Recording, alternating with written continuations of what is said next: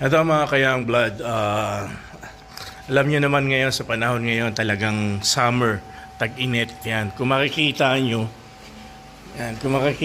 dito, meron akong alaga. American Bully, yan, si Pepe. Ay, Pe. Yan. Ngayon, ang araw ngayon hapon na, kaya hindi ganun kainit na. Kasi kanina talagang super init kung makikita nyo.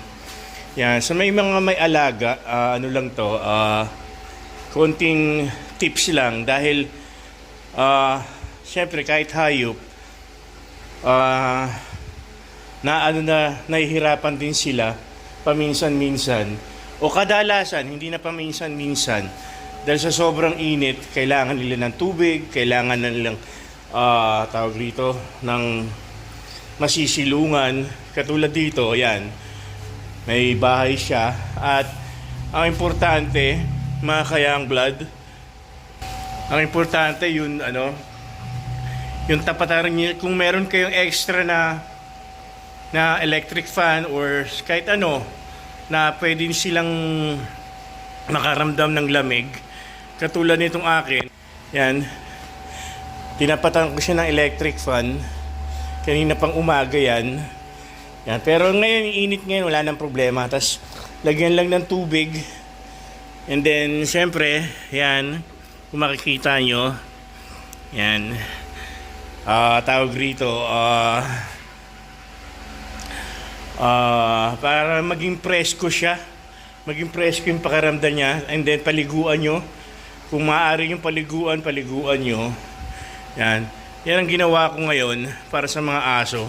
Sa aso ko, na tinapatan ko ng electric fan. And then of course, itong araw na nakikita nyo, hindi na to init eh. Ano na to, hapon na eh. Mag-aalas 5. Yan. Kaya hindi na siya ganun kainit. Hindi tulad kanina tanghali, sobrang init. Kaya kung meron talaga kayong concern sa mga hayop, maging askal man yan o may lahi o kahit na anong aso, bigyan natin sila ng proteksyon kahit papano. Sa panahon ngayon, iba na ang summer, talagang sobrang init. Talagang kahit na sinong tao magrereklamo sa init na nararanasan natin. Maswerte pa nga itong ibang aso, hindi tulad ng mga askal, mga galang aso. Makikita mo lang yan sa kalye, naglalakad, naghahanap ng makakain. Hindi tulad ni aso ko, yan, katulad nito, talagang inaalagaan ko kasi ayokong siyang mawala eh. Kasi family member na rin siya. And then, yung isa kong aso dati, siguro almost 3 years na, rin siya, bully. Ito kasi American Bully. Yung isa bully na namatay, na heat stroke. Kaya sabi ko nga, nung panahon na yon, wala pa ako masyadong alam tungkol sa aso. Kaya I try to spend time sa aso ko to. Kasi baby pa lang nasa akin na tong American Bully na to, na si Pepe. At well trained naman siya. Kaya talagang inaalagaan ko siya.